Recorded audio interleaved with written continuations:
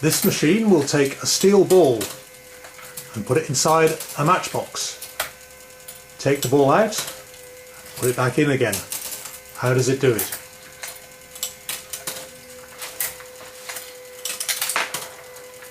The boxes are loaded onto a 5-sided carousel.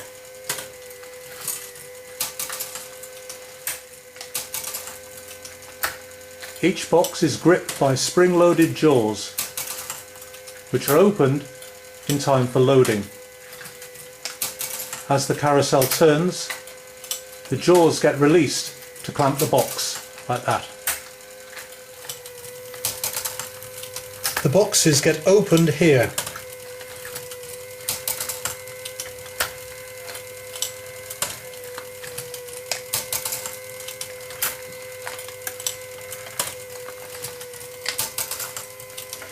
Then they get moved on for filling. If there's no box, the ball won't get released.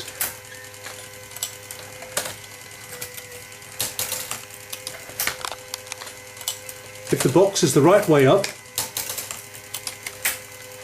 there is a ball released. It relies on this finger feeling the bottom of the tray.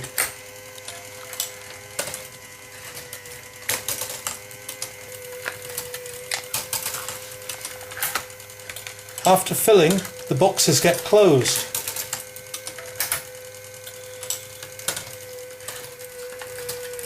After the boxes are closed, they get ejected by this arm. It sweeps them off the carousel onto a platform.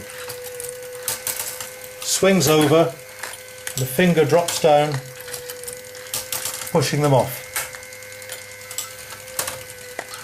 They get nudged along a little bit by this piece.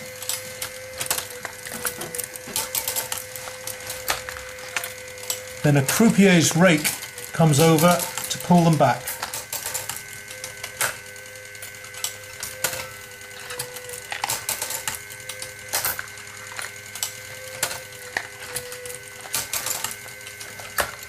The croupier's rake is operated by this crank on top, and slides the frame backwards and forwards on the machine. At the end of its travel, the croupier's rake mechanism is reset by hitting this bracket. As the rake is lifted up, this lever locks to the left. When the rake moves forward, this 2-inch strip knocks it out of engagement and the rake will fall. It's all done by gravity with no springs.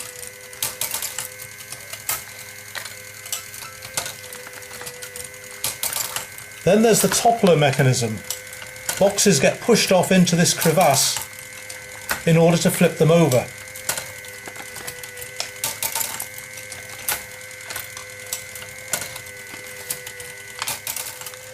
So the boxes get loaded on in the usual way, turned around and opened. The ball falls out because the carousel is inclined slightly forwards.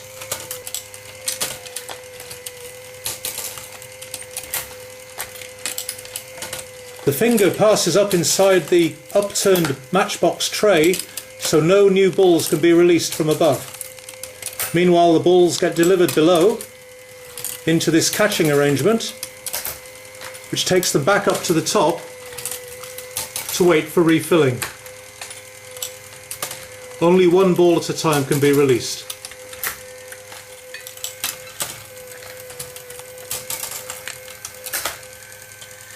The empty boxes get closed and ejected again. Advanced onto the table, croupier's rake comes along, takes them to the back, and the toppler pushes them forward into the crevasse, over for reloading again the right way up, ready to receive another ball. Box gets clamped, opened, and filled with a ball in the right place. This clamping arrangement sits on top of the box just in case it rides up when it's tested from the finger below.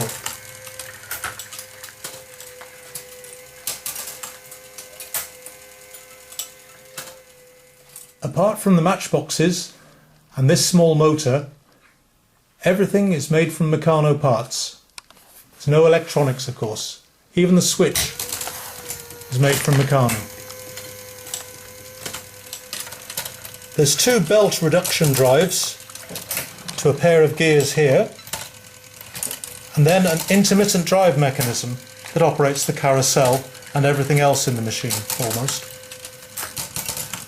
The large gear in the middle has got 4 set screws fitted into 4 of its 8 holes. This means it can turn this bush wheel on the right half a turn, and then the bush wheel on the left another half a turn. They've got set screws in all of their 8 holes. Half a turn on one shaft, then the other.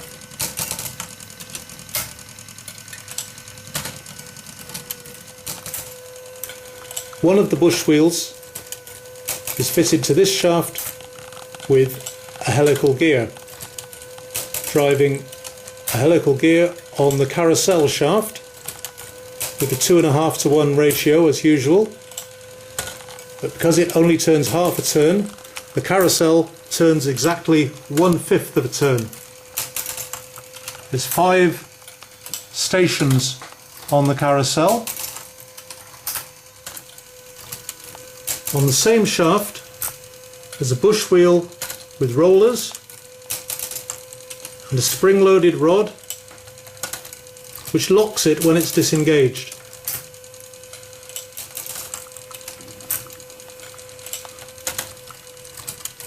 The locking rod, or indexing rod, also operates another mechanism, which is the pushing device, which nudges boxes a bit further on to the unloading table.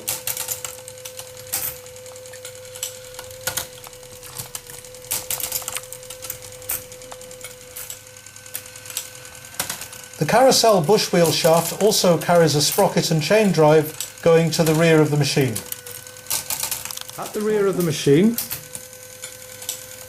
50-tooth Contrate wheel drives a 25-tooth gear, gearing it up 2 to 1, so we get a full turn of this bush wheel. One turn of this bush wheel operates the toppler mechanism,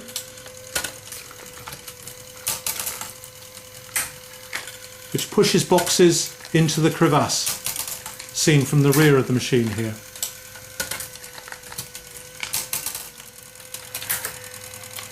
The right-hand bush wheel does a number of other jobs.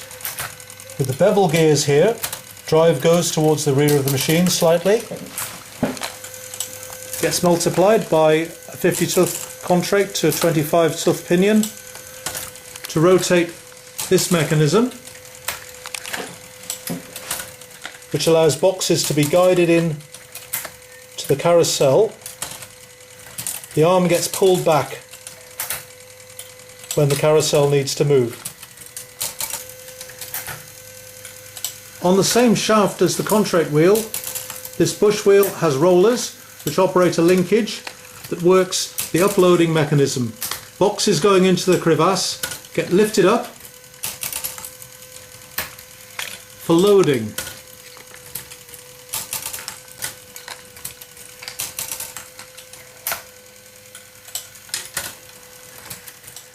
This cam operates a stopping mechanism. It drops an arm here, preventing boxes colliding with each other, just at the top of the frame there.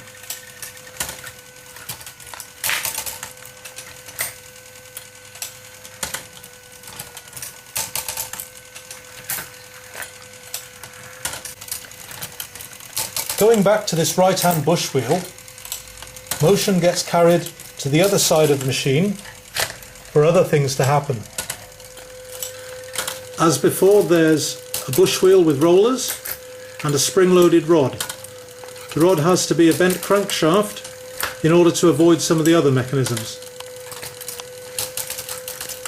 Motion gets multiplied by the 50 tooth gear left driving the 25 tooth gear on the right, connected to some other things. This eccentric operates a linkage to the closing mechanism.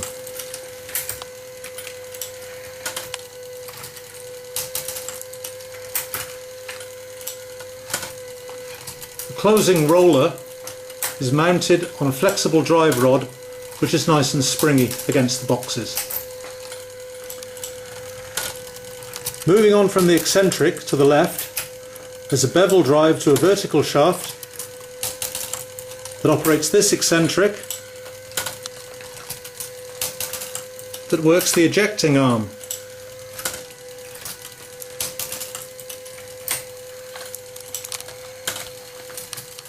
After the boxes have been closed, they come to the ejecting arm. It swings over and ejects them onto the unloading platform. The finger has to drop down behind the box. The linkage to the ejector arm is spring loaded here, and the flanged wheel is a roller that can ride up over this pawl. It makes the whole arm rise slightly to get over the back of the box.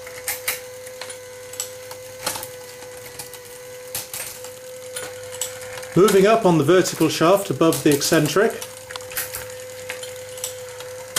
is a small bush wheel that operates the opening mechanism. The two collars either side of the double angle strip stop the rod from rotating. And the handrail coupling is extended downwards to a crank which opens the boxes.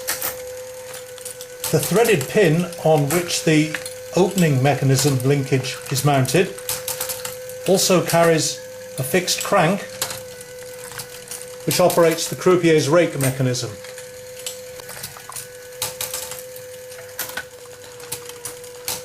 In order for the boxes to be ejected properly, the clamp on the boxes has to be released. This is done by the vertical rod in the middle of the picture there, which bears against the spring-loaded arms clamping each box. You'll notice that a groove is getting cut in the vertical rod by the sharp edge of the strips. There's another vertical rod further round at the loading area. Just seeing the box going in there. As the carousel turns, the lever springs off the pin and closes on the boxes. Again there. On the same shaft as the box closing mechanism, another important mechanism, box testing finger. This probe moves upwards into thin air, nothing can happen. Neither happens when the box is upside down and releasing a ball, or if there's no box there, nothing happens. This time the box is the right way up and the ball gets released. The loading arm moves continuously. It's driven by a chain, tensioned, connected to the earliest part of the drive.